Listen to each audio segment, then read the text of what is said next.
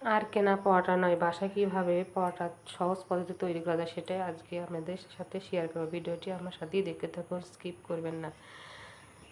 1 চামচ লবণ, 2 চামচ রান্নার তেল দিয়ে ভালোভাবে আটাটা মিশিয়ে নিব। কুসুম গরম পানি দিয়ে দিলাম, ভালোভাবে ডোটা তৈরি করে নিব। 20 মিনিট রেস্টের জন্য রেখে দিব। 20 মিনিট পরে দেন ডোটা সেট হয়ে গেছে। এখন আমি লেচি কেটে নিব। 6টা লেচি হয়েছে আমার। একটা আমি রুটি বেনে আপনাদের দেখাবো কেমন করে পরোটা ভাঁজ দিতে হয়।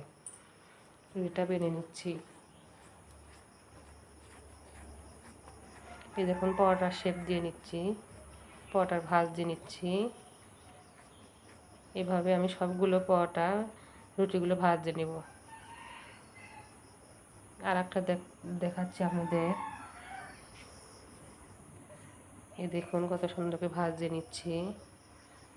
সহজ, খুবই সহজ পদ্ধতি। এভাবে বানালে বাসায় অনেকগুলো পরোটা খাওয়া যায়। পরিবারের সবাই মিলে একসাথে অনেকগুলো পরোটা বানালে সবাই তৃপ্তি সহকারে খেতে পারবে।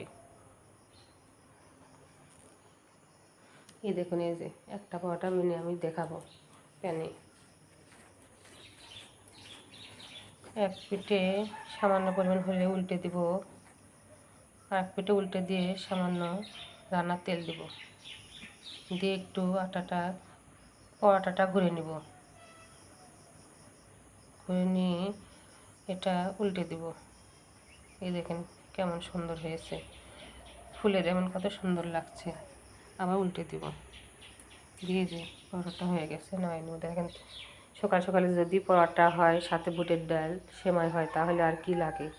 আমার ভিডিওটি যদি নতুন দেখে থাকেন সাবস্ক্রাইব করুন, লাইক করুন, শেয়ার করবেন। আল্লাহ হাফেজ।